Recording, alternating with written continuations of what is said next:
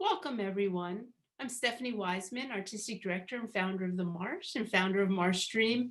Thank you so much for joining us tonight at Solo Performer Spotlight. We are thrilled about our performance tonight and how closely it is reflective of the work that needs to be done and the community support we need during this time. Tonight's show is a show with Ron Jones and Wayne Harris, A Moment in Time. And after that, we will have a community town hall with the performers, myself, and special guest Don Reed. So hopefully you'll stick around for that as well. Upcoming this week, we have the Monday Night Marsh. On Tuesday, we have Barbara Lane's Book People with Peter Stein and Susie Harlow, a little drama book interrelationship. On Wednesday night, we have Solo Arts Heals.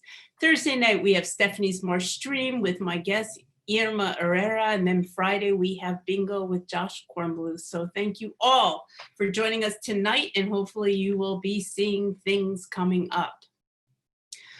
On tonight's show, Ron Jones will be performing first. Ron is one incredible man. He has written books. 3 of his stories, The Acorn People, The Wave, and B-Ball, have been made into television specials.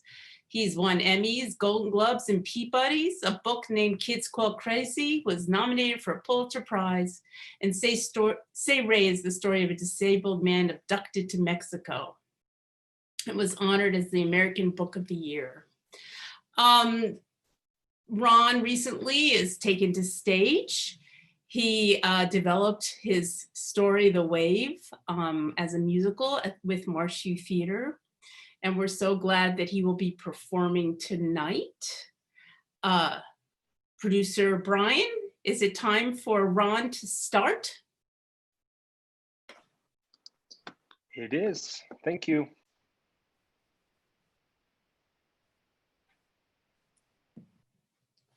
Please welcome Ron Jones to the stage.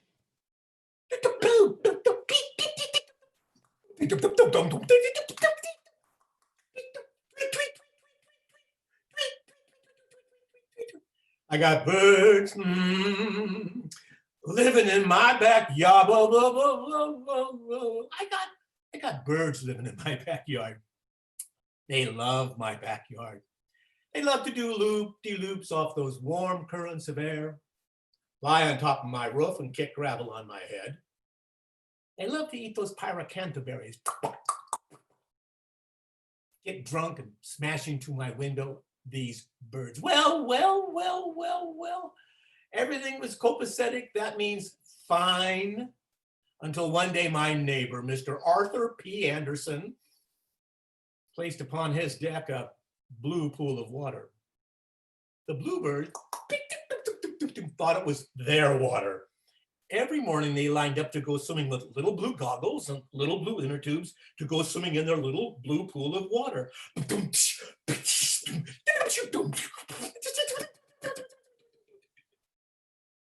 Brown birds became very disappointed. They'd like some water too. Perhaps if they did some brown bird praying, they'd get some water. And that's just what they did.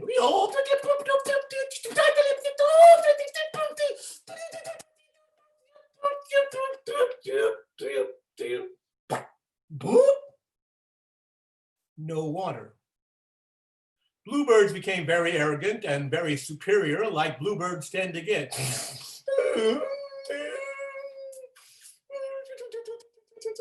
And invited one of those brown birds to come up and sing to them. She was a long-legged brown bird. Those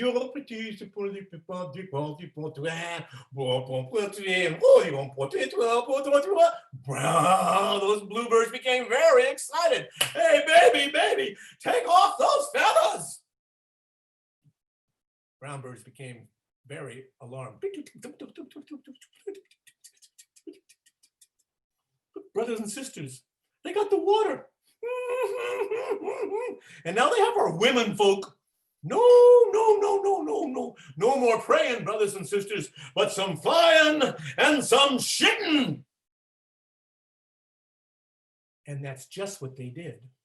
A spiral of brown birds high in the sky, and at just the right moment lifted those little brown wings of theirs and shit all over those bluebirds.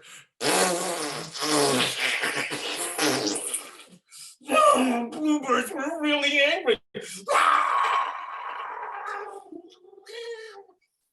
They found themselves the biggest bluebird they could find.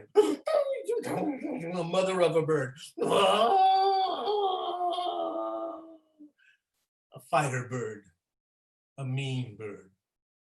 Brown birds now became very alarmed. Oh, brothers and sisters, look, they got themselves a stealth fighter bomber bird. They found themselves a big brown bird, a mother of a bird.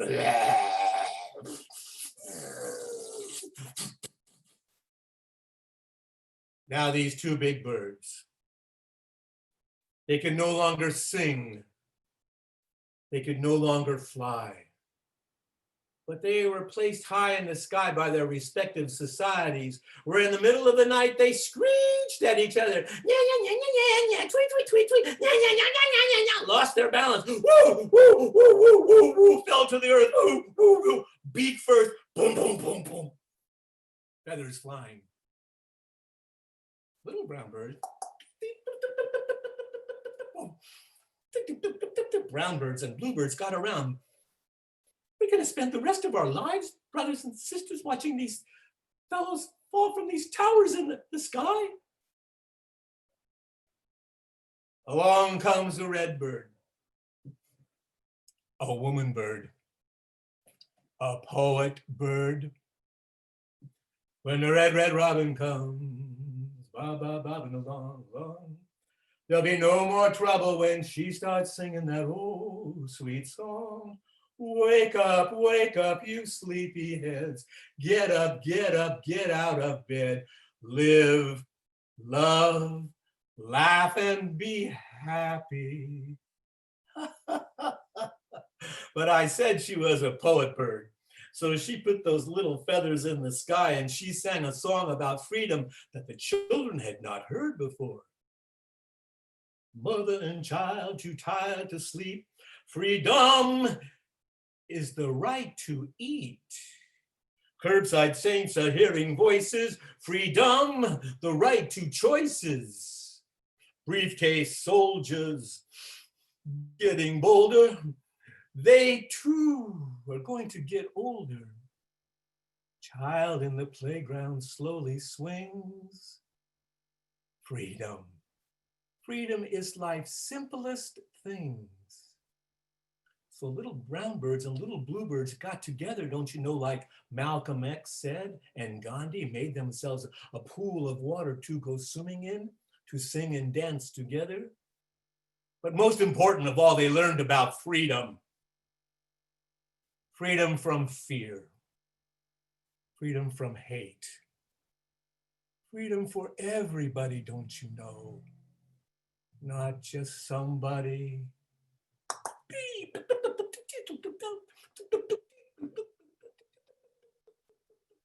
Freedom.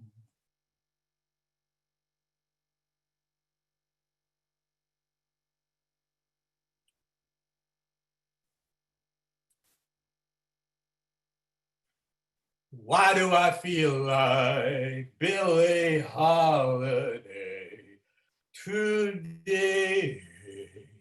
Feeling sad, feeling clad in a melancholy way.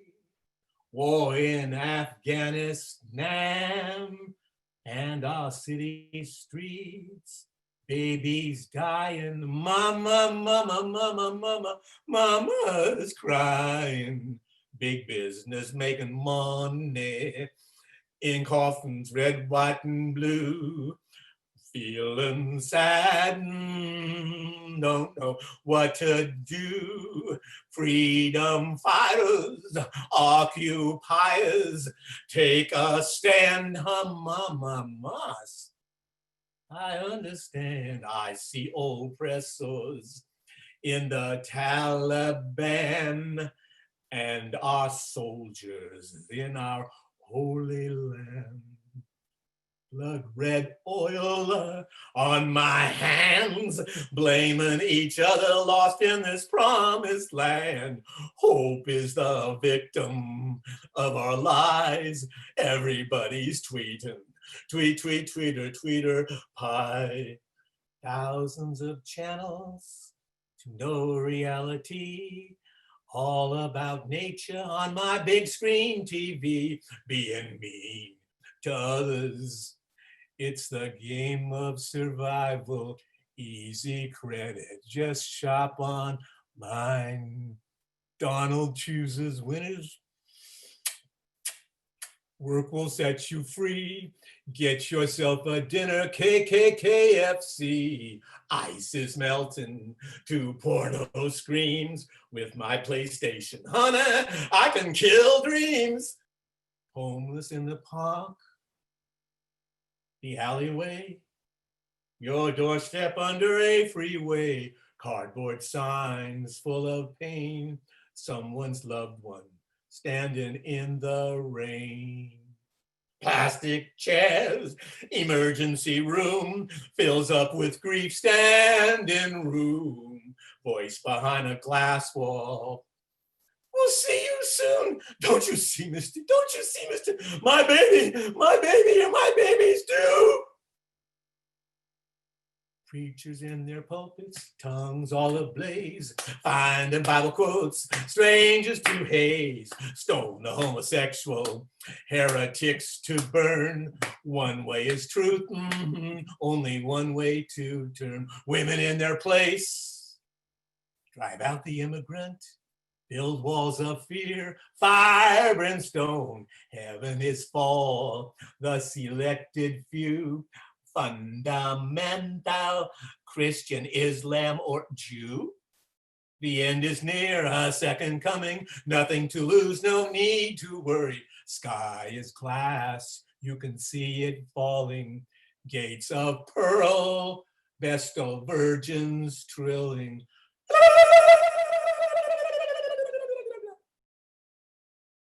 Rapturous glow.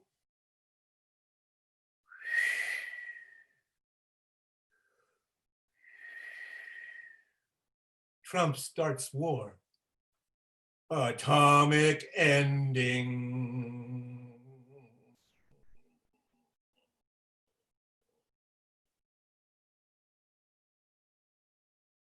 Thank you.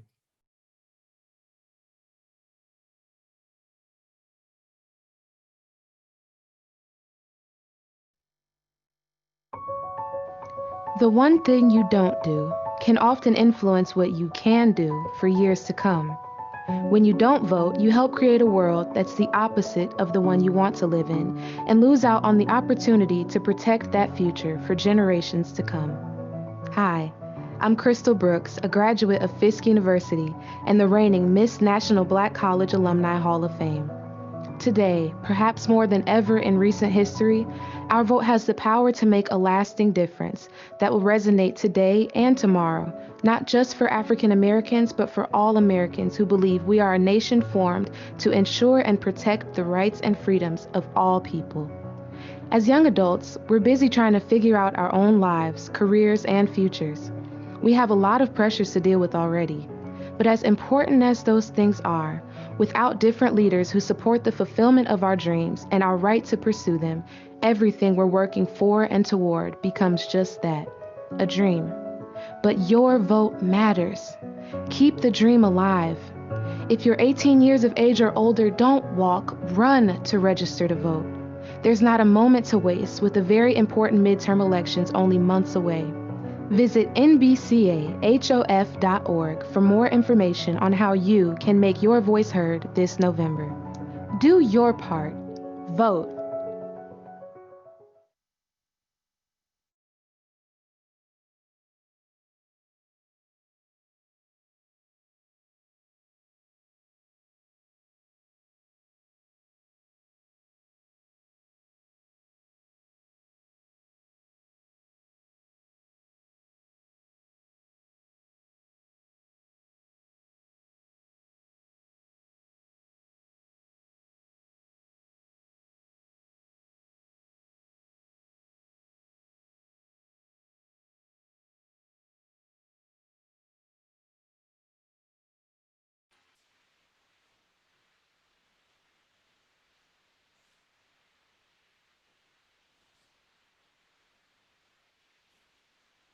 America, a dream deferred.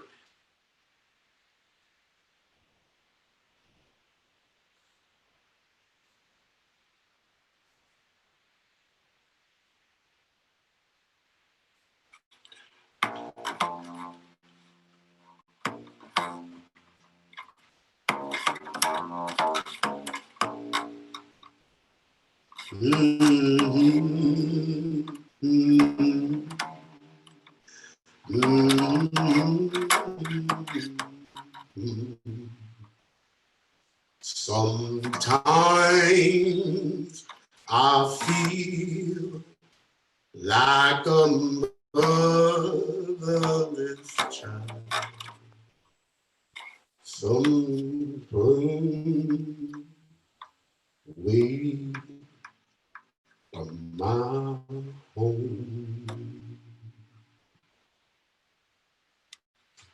What happens to a dream deferred? Does it dry up like a raisin in the sand or fester like a sore and then run? A bunch of white guys got together and came up with a great idea, America. Now, I don't know if it was manifested by divine intervention or just the result of a drunken night of bitching about the landlord. But at its core, it had some remarkable components: freedom of speech, separation of church and state, one man, one vote, recognition of the rights of the individual. We hold these truths to be self-evident, that all men are created equal and are endowed by their creator with certain inalienable rights, among them life, liberty, and the pursuit of happiness. Not bad. And this was pretty radical stuff during a time when, monarchies and dictators and warlords were pretty much ruling everything. A great idea, but these white boys, they fucked it up. You see, they only meant that white male property owners would get in on it. See, their idea of justice was just us. So, hit it, bass man. Woo. Yeah. I play it cool. I dig on jive. That's the reason I stays alive. My motto as I live and learn is dig and be dug in return. Yeah, Langston Hughes. I've been reading a lot of Langston Hughes lately. It helps me to keep my head up at times like these, when you wake up one morning to find out that your president has called a black woman a dog in a tweet.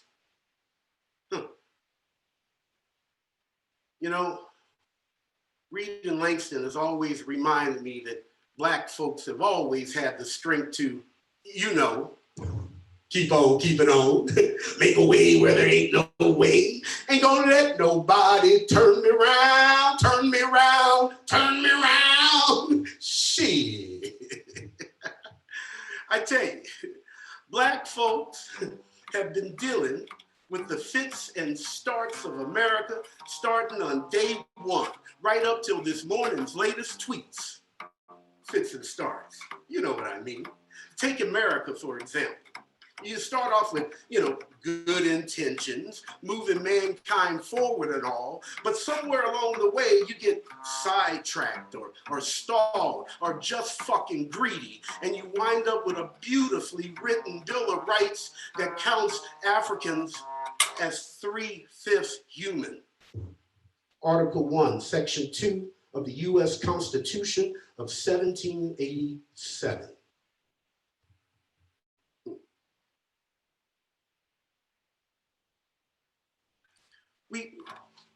We fight a war to end slavery. followed soon after by Jim Crow laws that guarantee the disenfranchisement of Africans in America. The 1964 Civil Rights Act, yay! And then came Nixon and the mass incarceration of Black men. Barack Obama, the audacity of hope.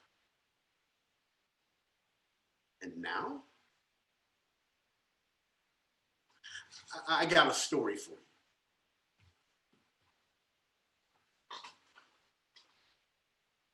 I'm driving across the Bay Bridge.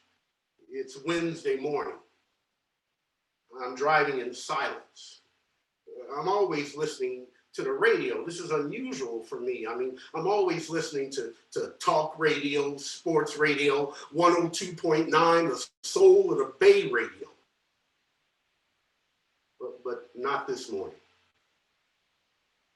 This morning, it seems I have to concentrate on breathing.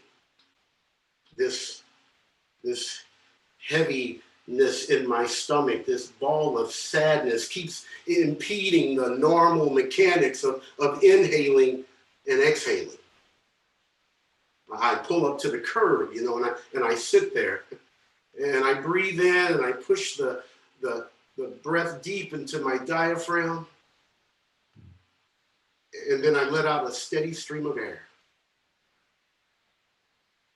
I grab my bag and I get out of my car to go teach my fourth grade storytelling class.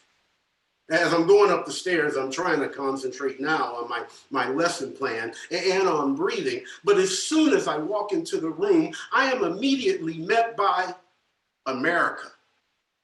No shit, literally, America. She comes running up to me and she says, Mr. Wayne, Miss Kristen been crying all day. America Cortez is a 9-year-old fourth grader. And when I first met her and she told me her name, I immediately conjured up this wonderful image in my head of these proud immigrant parents naming their firstborn after their new home. But no.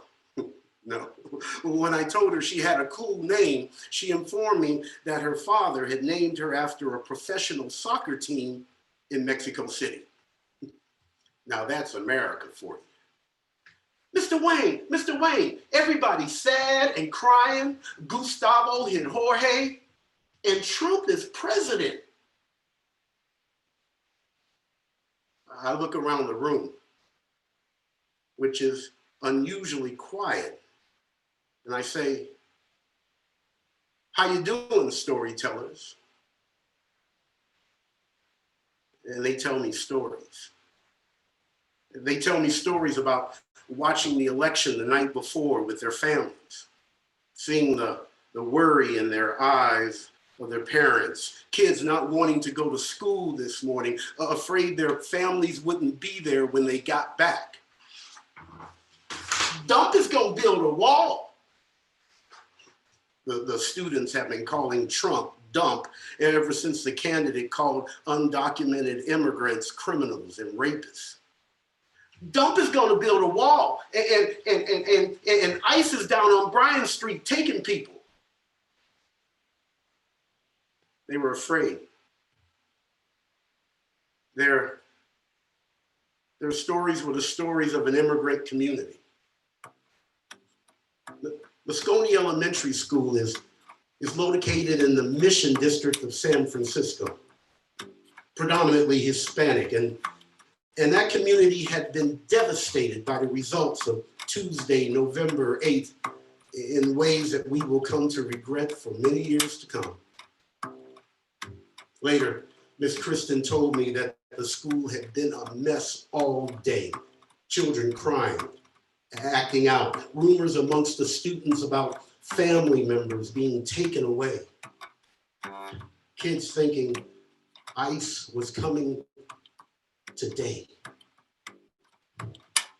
Miss Kristen told me she'd been crying all day. Couldn't stop. It hated the, worrying the kids, but there were no other subs, and She felt like she needed to be there. We did some damage to ourselves on that Tuesday evening. Children were watching and learning. We have done them great harm. I remember those days right after the earthquake in 89, the aftershocks, the destruction, the death, the feeling that you could not trust the ground under your feet. That's what we did to those kids that day. Sometimes I feel like a motherless child. Sometimes I feel like a motherless child. Sometimes I feel like a motherless child, alone,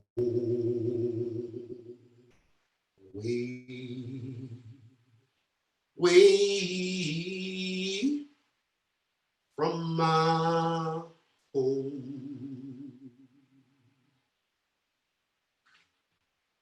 The dichotomy of America, the fits and starts of America. People, we have got to figure this out. There are children watching. Maybe that's why I've been drawn to Langston Hughes lately.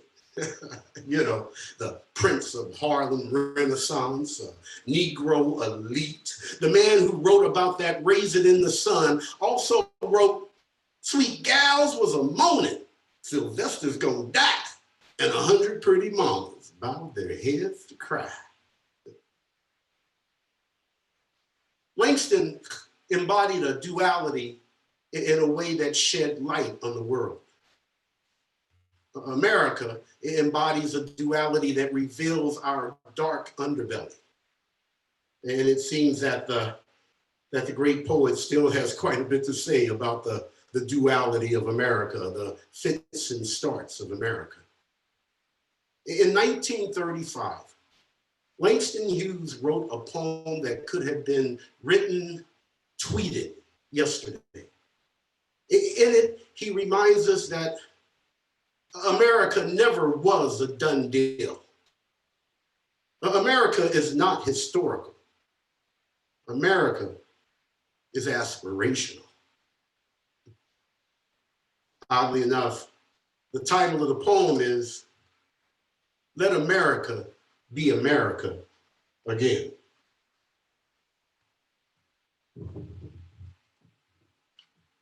Let America be America again.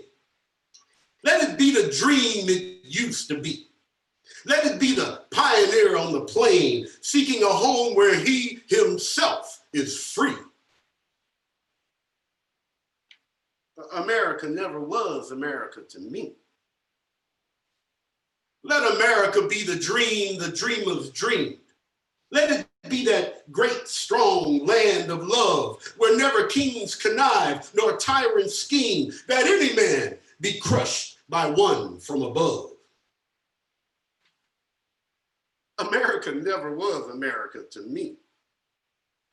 Oh, let my land be a land where liberty is crowned with no false patriotic wreath, but opportunity is real and life is free, equality in the air we breathe. There's never been equality for me, nor freedom in this homeland of the free.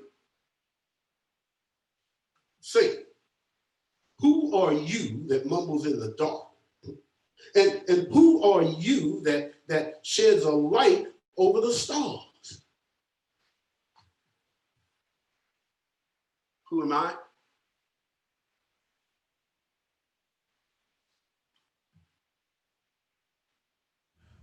I am the poor white, pulled and pushed apart.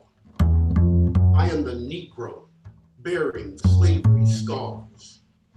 I am the red man driven from the land. I am the immigrant clutching the hope I seek and finding only the same old stupid plan of dog eat dog, of mighty crush the weak. I am the young man of strength and hope, tangled in that ancient endless chain of profit, power, gain, of grab the land, of grab the gold, of grab the ways of satisfying needs, of work the man, of take the pay, of owning everything for one's own greed. I am the farmer, bond to the soil. I am the worker sold to the machine. I am the Negro servant to you all. I am the people, humble, hungry, mean, hungry, yet today, despite the dream, home of the free, who said free?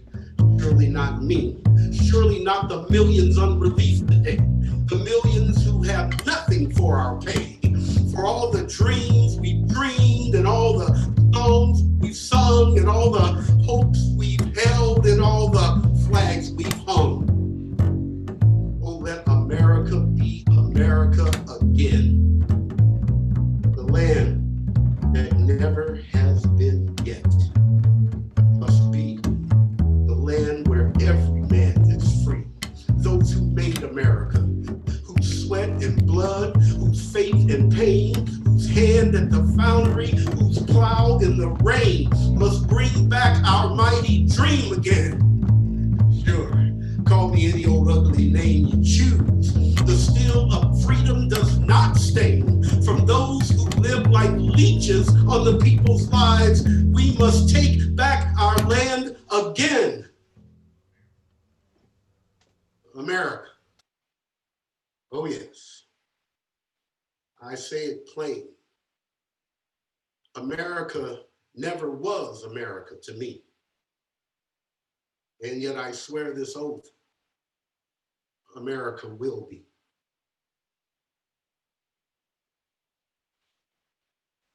Fits and starts. It seems to be that same old game of one step forward and two steps back. But no worries. We got this. We will get another chance. And maybe this time we'll hold on to it a little longer. This little light of mine, I'm gonna let it shine. Y'all remember that song? This little light of mine, I'm gonna let it shine. This little light of mine, I'm gonna let it shine. Let it shine, let it shine, let it shine. Let me get my tambourine. Now, I first learned that song when I was 8 years old at Vacation Bible School. You see, Sister Gertrude would have us all sitting on that rug, drinking the watered down Kool-Aid and eating sugar cookies shaped like crosses. Now, Sister Gertrude would tell us Bible stories and we would sing. Sister Gertrude, she'd be up there, telling us stories about Noah and Jonah. And I would always be in the back, jumping up, raising my hand, saying stuff like, Sister Gertrude, why didn't them Jews take a bus? That was a lot of walking. Sister Gertrude, why didn't Jonah get chewed up by that whale? Now, Sister Gertrude, she would look at me and she would say something like, boy, you better hush and sit your nappy head down. Your mama don't mind if I beat that behind. Yeah. Now, I always had a few questions about the Bible stories Sister Gertrude would tell us, but I always would love the singing when we do. Sing this with me, y'all. This little light of mine, I'm gonna let it shine. Come on, this little light of mine, I'm gonna let it shine.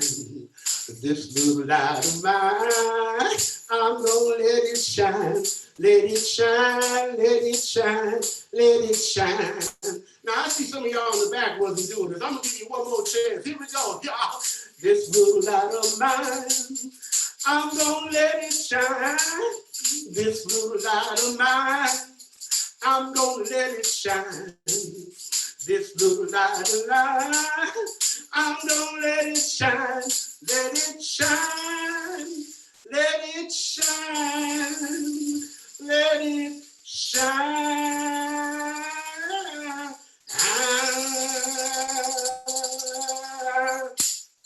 Great job.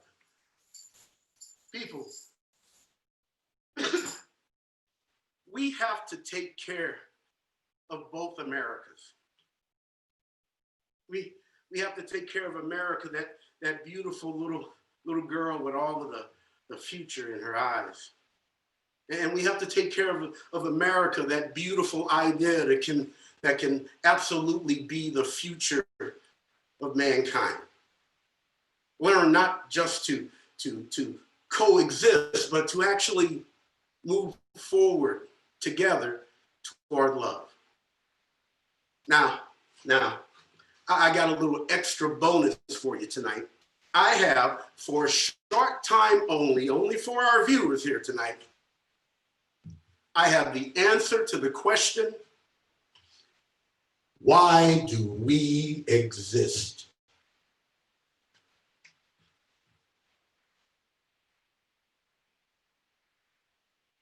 We are here to see the beauty in this universe. And it's our job to add to that beauty. It's as simple as that. People, we have so much work to do. And it has to start now. Make this moment in time matter. Vote, vote, vote. Get your family and your friends and go vote, vote, vote. Like that young lady said earlier on, run to the polls and vote, vote, vote. Be the America that those somewhat clueless founding fathers wrote about. We can absolutely be a promise kept. Be the light in a dark world. Let your light shine. Thank you.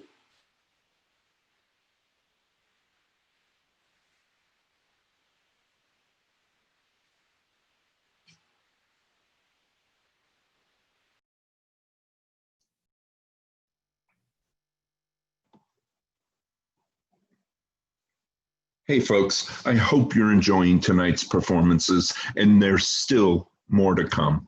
All presented by the Marsh, a San Francisco institution for 30 years. If you love the arts, and especially the Marsh, I'm asking you to visit our website at themarsh.org and make a tax-deductible contribution to help keep this unique San Francisco establishment open. On our website, you'll see the tip jar. It's easy to click on and contribute, and it's all tax deductible. On our website, you'll also see up-and-coming events and links to our famous Marsh Youth Theater, which has been working with children from San Francisco for years. You'll also see how to donate to our 30th birthday fund, and feel free to sign up for our newsletter. We'll keep you in the loop on all the great up-and-coming events. Again, themarsh.org. Any contribution will help keep this San Francisco institution alive. Thank you in advance for your loyalty and your support.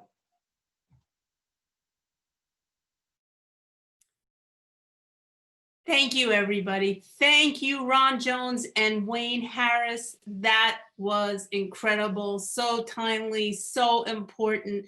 Thank you both for being such a big part of the Marsh's community and teaching and Marsh Youth Theater and all the wonderful things you do, and the talent, and you're so talented.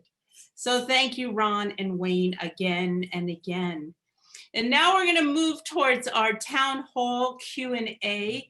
I will also want to mention that tonight, when you go to our tip jar, all donations are going to the Anti-Police Terror Project, Oakland's Anti-Police Terror Project.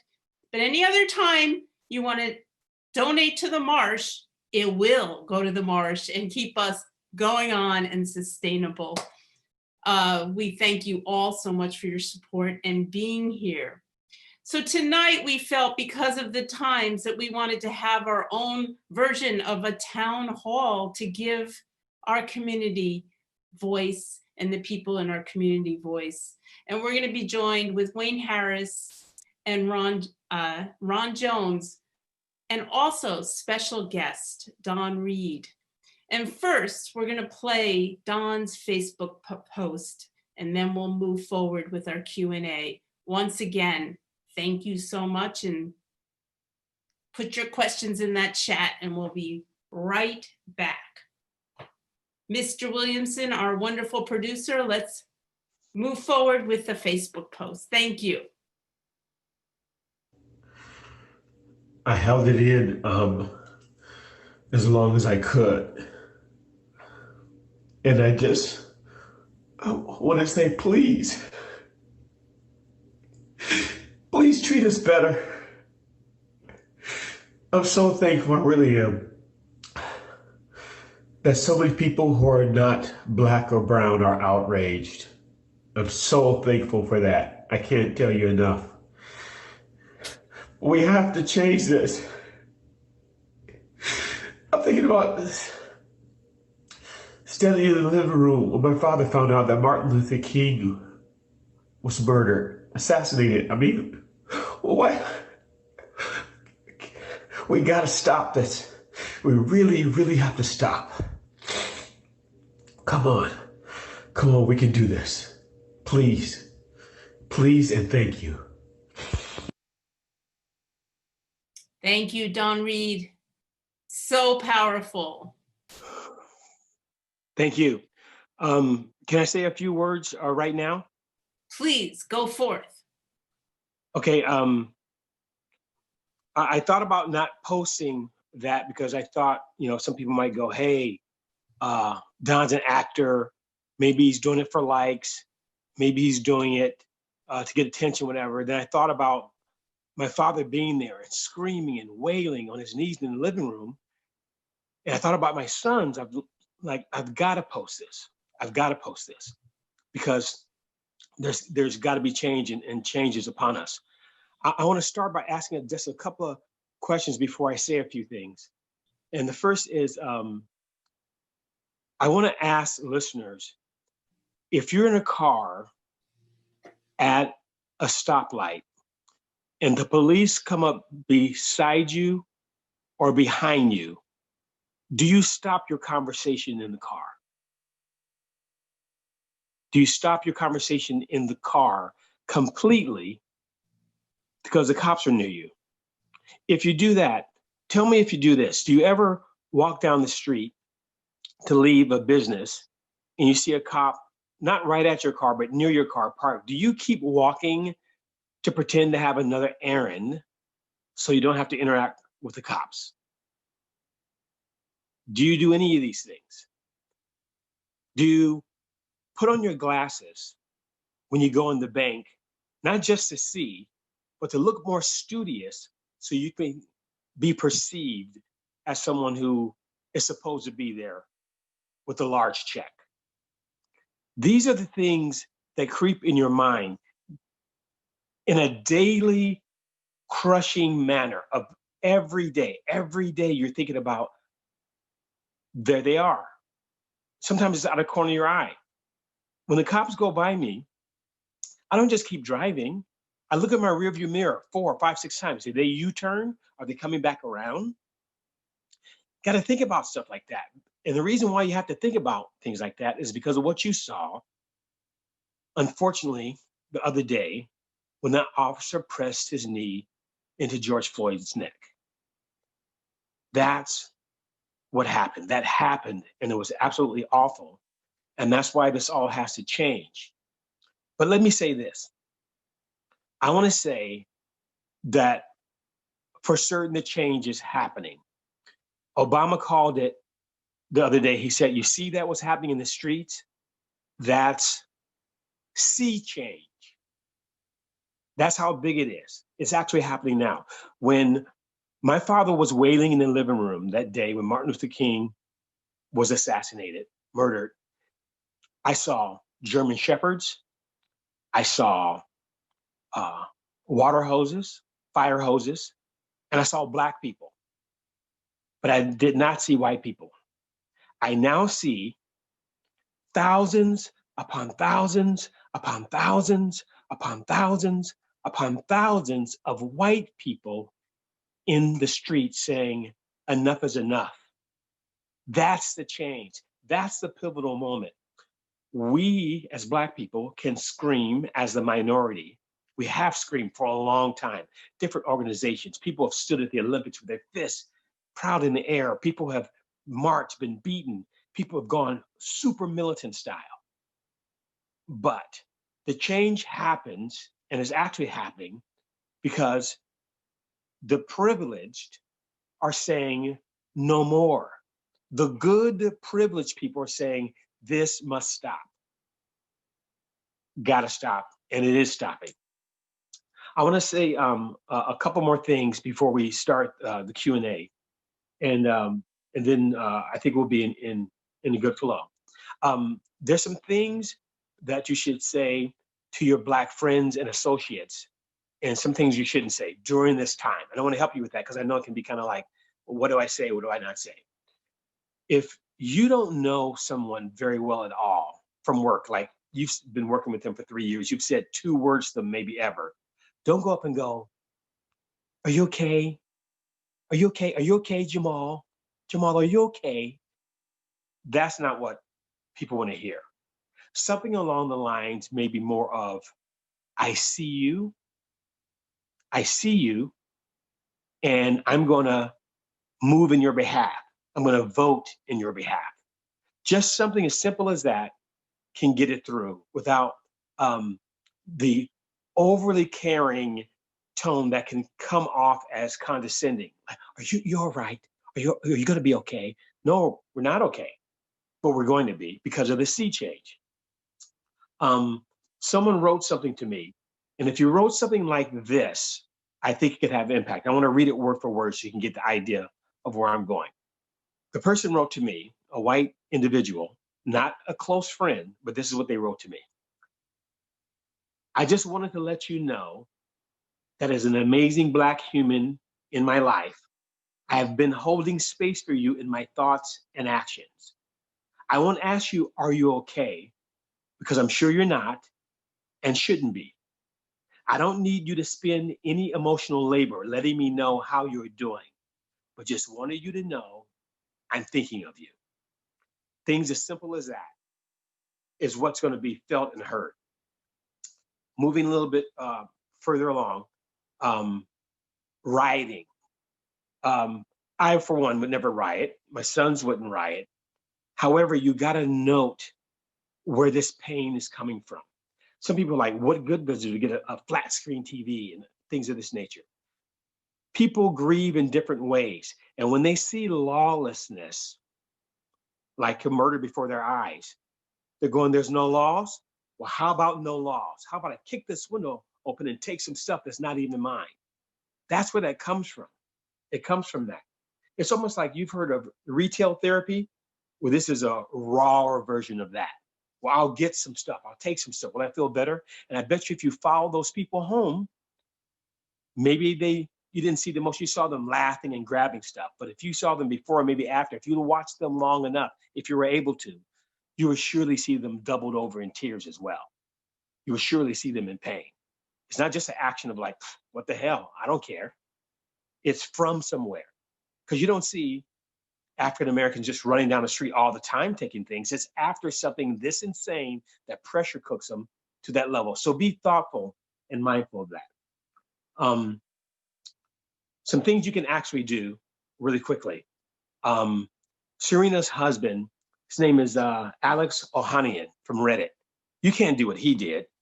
He gave $1 million and he gave up his seat on the board and saying it must go to an African-American man. A big media company, Reddit, and he's stepping down and giving the seat. He said it must go to a black man. That's power change. But here's some things you can do. Vote, just like Wayne said, vote, vote, vote, vote, vote, vote. It's critical, it's critical, it's critical. But the thing is, and I'll just kind of wrap up after this because there's some books and things I can mention later that you could read and some things of how to speak to your children about this. But the big thing that happened in the 60s that actually had impact was, besides the rioting, besides the protests, besides all in the streets, was the orchestrated boycotts. The advertisers are counting on everybody, including white folks, to forget about this. They're counting on you forgetting about it so things will be back to normal. But you got to remember, every major civil rights shift has impacted the finance on the bottom line. If you can impact finances, people who don't care, people who would never listen, if they see their money shift, a boycott, it impacts things. You'll be able to go online and find lists of organizations, groups, businesses that aren't doing the right thing, that they're financing the wrong angles. And it's important that you stick with that. If you're willing to go out on the streets and risk a rubber bullet to the eye and some mace, then you can surely go out of your way and not go to that specific store or business that you know is not going to be very helpful. Vote, boycott, and love each other. Love each other so, so much, you know. And once again, a sea change is happening now. It's happening right now. I don't think we go back from here. I think we go forward. Okay, that's all I wanted to say. Thank you, Don. Thank you very much. So as we move into this town hall community forum Q&A, like, please, if you have some questions, please put them in the chat. We've got Wayne Harris and Ron Jones, who just did very powerful pieces specific to this vote issue and what's going on. And Don, our guest, if you have some questions for them. When, Don, you talk about boycotting, is there a list somewhere of the businesses that we should be a starting place to start? I'm confident that some of the organizations, NAACP and Black Lives Matter, and folks, don't be afraid of that name, Black Lives Matter. We know already that all lives matter, but right now, the house that's on fire is a house with Black people in it. So put that out right now. Black Lives Matter and NAACP, you should be able to find lists of different companies who don't care at all. And you can see because they're donating to wrong political avenues, the ones that aren't aligned with your flow, but they're in your neighborhood. So you just see their logo and go, oh, that's fine. I'll go over there and buy X, Y, and Z. If they started to feel it, they felt it, they made change with just the bus system in the South with Martin Luther King and the sanitation workers, just the bus and just sanitation workers and Black people. Do you know the impact that could be made with as many white brothers and sisters aiding as well, boycotting some of these massive companies that think you're going to forget about it? You're going to forget about it. Who's going to throw the logo up there and you're going to be still buying the burger, eating the sandwich, and the like. But those are the NAACP and Black Lives Matter. All right, and then Taylor McNeil, who I think is Ron's granddaughter. Is that correct, Ron? You're muted, Ron. You must unmute yourself. Yeah, Taylor's one of my granddaughters. Taylor, by the way, is teaching at Berkeley High School. So wow, so exciting. She's suggesting that you support Black businesses as well as boycott the businesses that we want to put on our list to Yeah. not Great call. support. Great statement. Our children are ahead of us. Yes. And I guess it's a question for voting. You know, one of the issues that somebody I was talking to brought up is that are the youth so disenfranchised that they don't believe their vote will matter? And then how do we get them to vote and know that their vote would matter? So let me hear your responses, Wayne, Don, and Ron. You know, how do you speak to that? They can go first.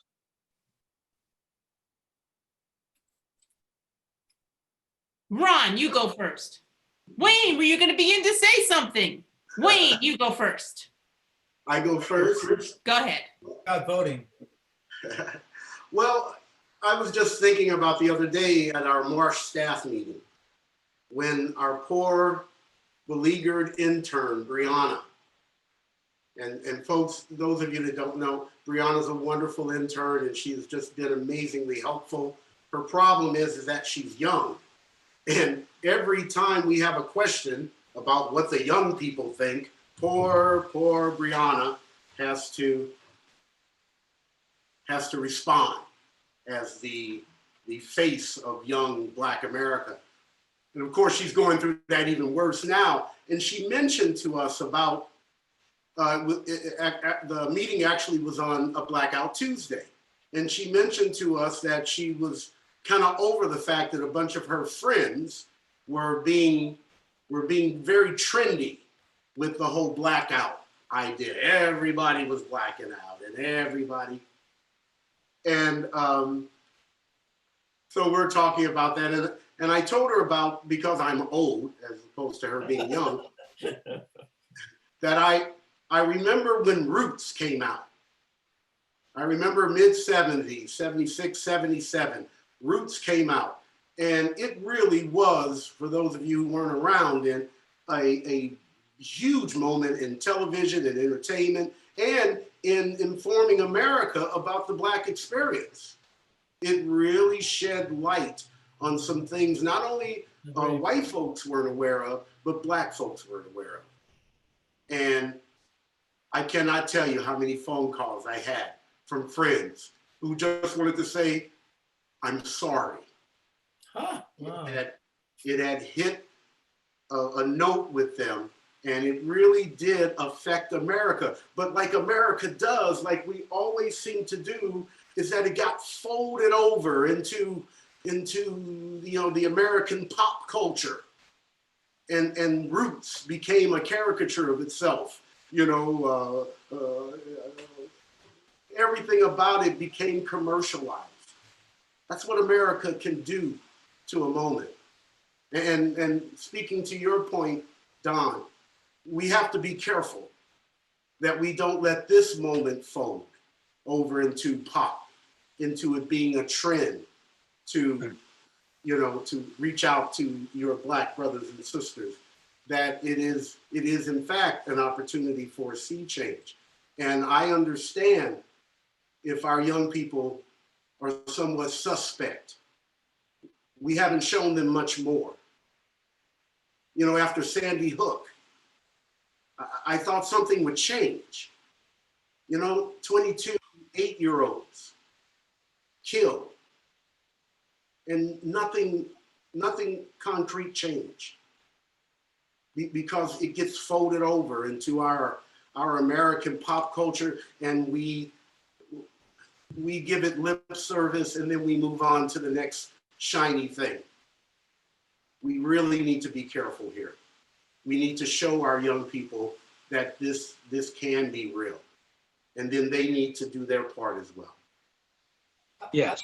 I'd like to add to that a little bit, Don and Wayne, and voting is speaking out, but to advocate speaking out around your kitchen table with your family, speaking out in your church, speaking out in your place of work. Integration and a better life takes place when we speak out, speak up, bring these subjects to the surface.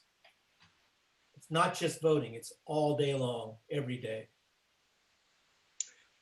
I wanted to say something. You know, the Kardashians get a lot of flack. Everybody's on a regular tear down about them. Oh, the Kardashians. Oh, they're horrible. Oh, they're not famous for anything, the whole nine. But not many know that just the other day, Kylie Jenner, she has 179 million followers. Think about that. She has 179 million Instagram only. That's not counting tweeting, Facebook, anything else. Just on Instagram, she has 179 million followers.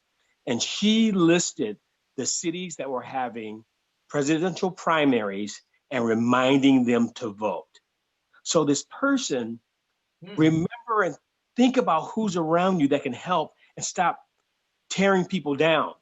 Just because you don't love their entertainment, if they're aligned with your political thoughts, take the time not to rip them apart. Because young people are waking up right now.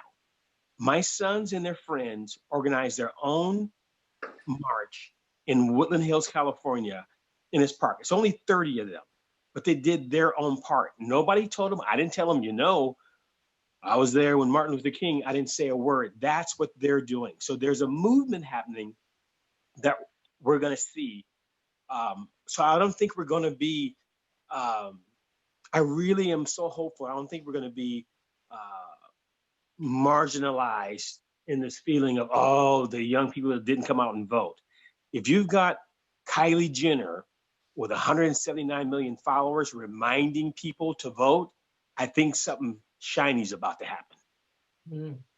You know, Brianna was on. You know, Brianna is helping to produce this show tonight, and she was on. So Brianna, put your video back on. There she is. There's Brianna.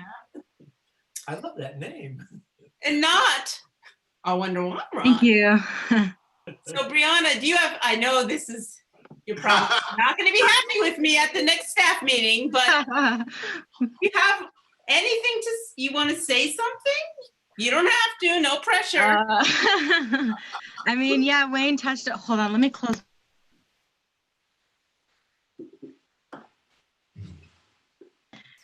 Everyone's busy in my house. It's kind of loud. Yeah, pretty much what Wayne was saying. I feel like my generation is more attentive. You know, like with the Black Square thing, I'm like, okay, that's cool, but are you going to continue to post and repost things that are going on? Are you not going to only just fight for Black lives? Are you going to fight for brown lives now? Like how long are you going to keep going on until you go back to your, I guess, regularly scheduled programming of a routine kind of thing? So I'm kind of like past the point of like feeling. I'm like, okay, let's get something moving here. Yeah, that's how I feel. People are just mad. My generation, we're just mad. More mad than sad. That's good. Stay mad. Stay doing stuff. Yeah. I have a question for Stephanie. Yes, Ron. Hey, Stephanie, one of the things I realize that the possibility for change is with us right now. And perhaps because of theater is going to change into a online phenomena, perhaps the idea of working with other groups so that we become a stronger communal voice almost. I'm thinking, for instance, Black Lives Matter doing Story Slam over in Oakland. Maybe they could put some of their young voices on the Marsh platform, and you could put some of our old voices on their platforms. But this idea of beginning to work together as community. I'm totally open to it. If somebody knows or can talk to somebody, so open to it. I see this whole Marsh stream as a broadcast platform. Yeah. We want to become the public broadcast performer of performance. Probably like the Marsh, a lot of solo performance, because it actually works better on this platform, you know, than perhaps a lot of other theatrical ensembles would work. Yeah. So if totally put them in touch with me. I'm Stephanie at themarsh.org. You've got ideas. We can't do everything ourselves, but if people want to, put the word out there and have somebody contact us, they can contact me, Stephanie at the Marsh, or they can contact Brianna, intern at themarsh.org. Okay. So please, anyone listening tonight, we're here. We want to do as much as we can. Thank you, Ron. Wow. There's some comments in the chat that I'll just read over. This is from Paloma. If you donate to the NAACP, consider specifying the climate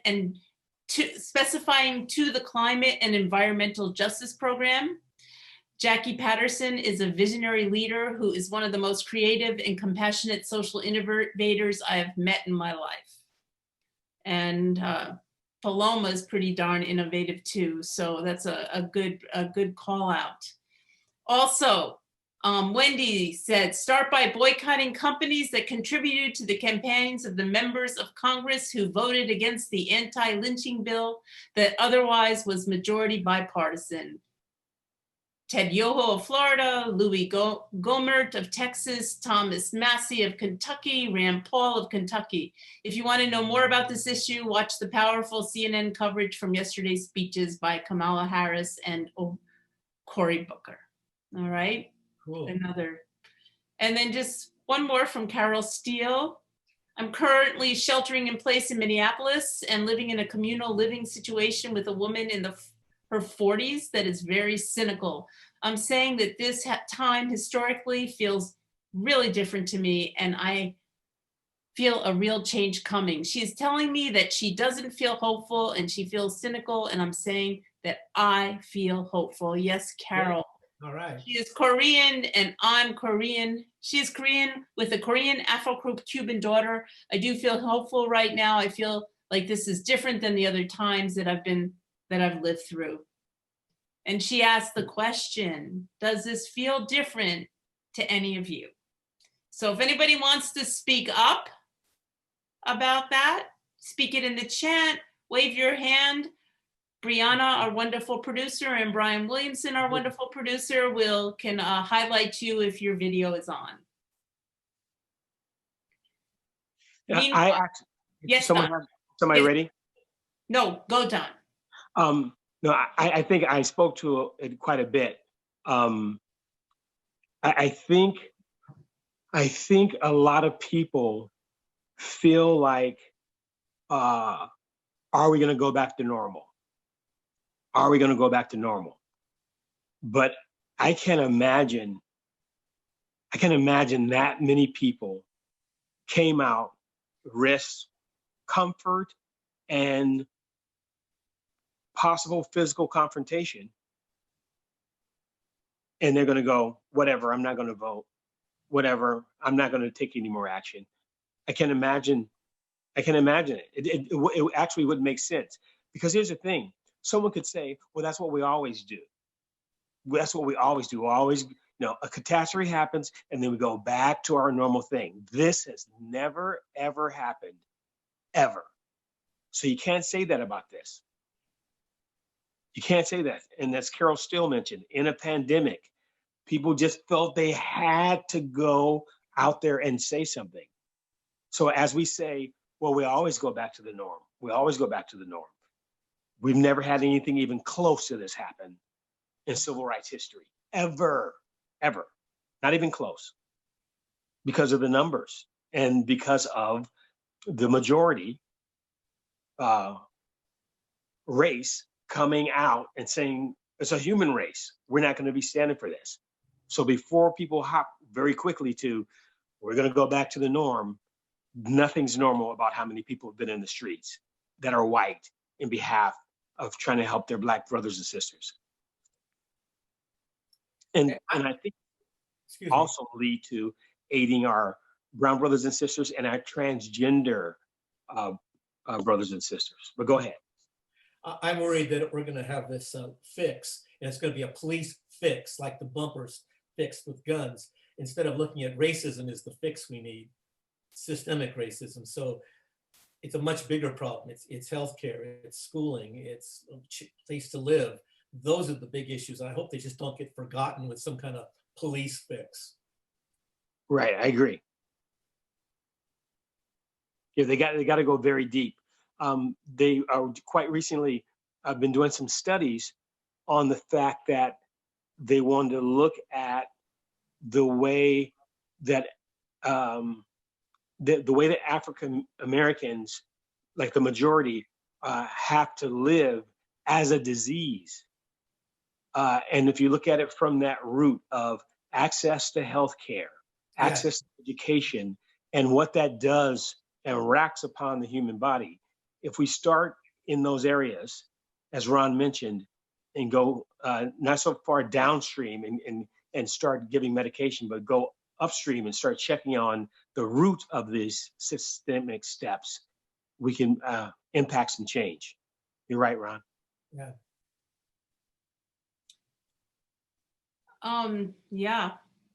I have a chat from Claire Hennessy saying that she's one of the co-producers of 6 Feet Apart Productions doing online storytelling shows, and we would love to collaborate with the Marsh to give voices to Black Lives Matter. So please write me, write Stephanie@themarsh.org. You can also CC intern@themarsh.org so she can make sure that I get it.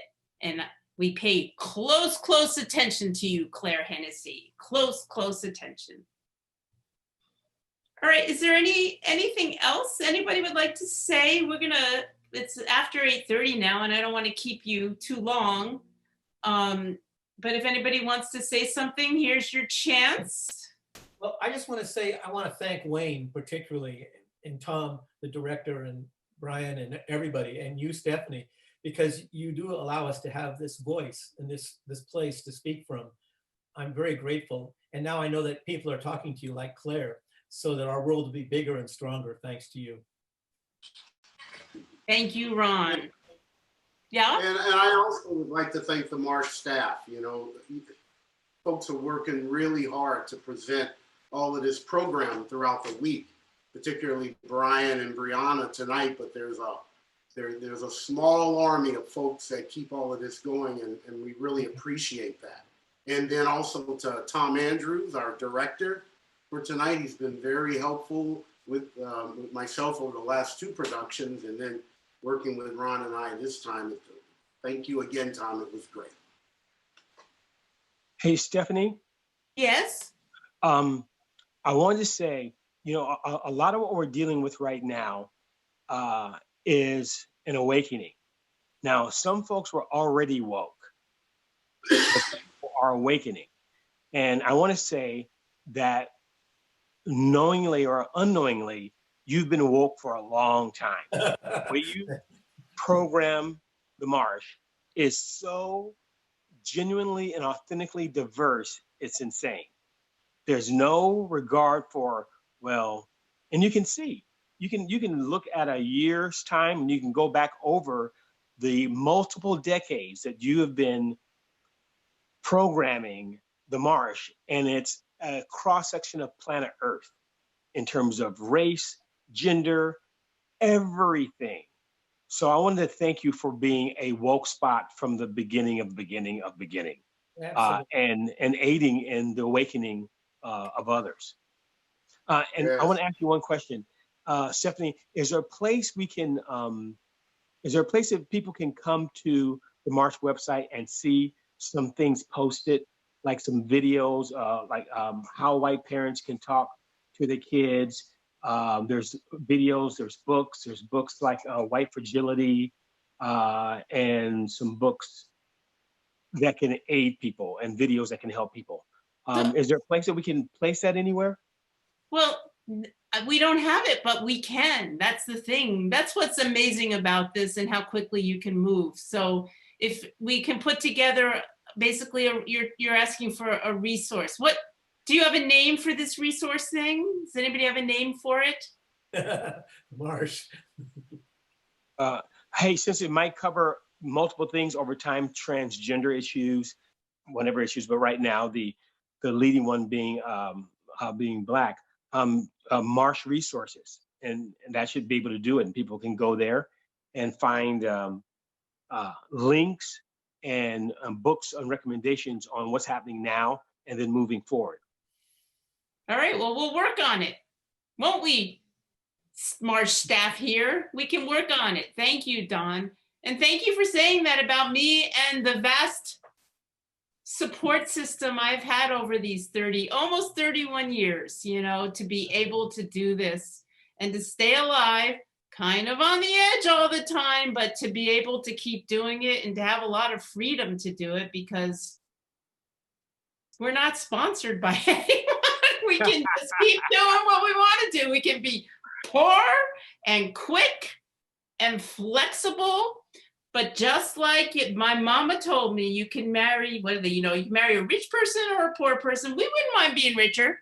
So donate, the more we have, the more we will do. And we proved that over the 30 years. We just keep doing more instead of getting richer. So we keep putting out more, and thank you all for this.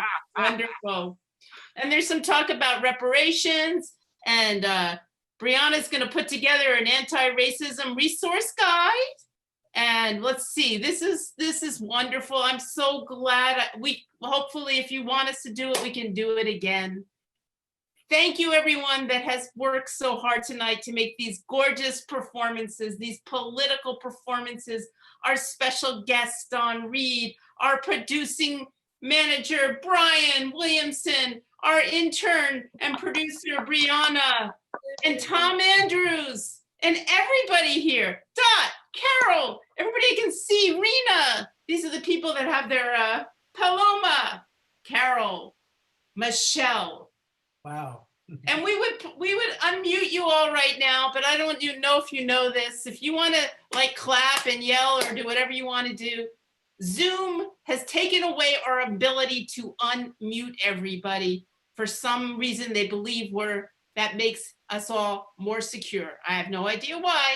So anyway, if anybody wants to unmute themselves and clap or make noises and video yourself, just stay healthy and safe, and we are gonna keep pushing forward, and we're gonna make it better. We're gonna make it better. Thank you.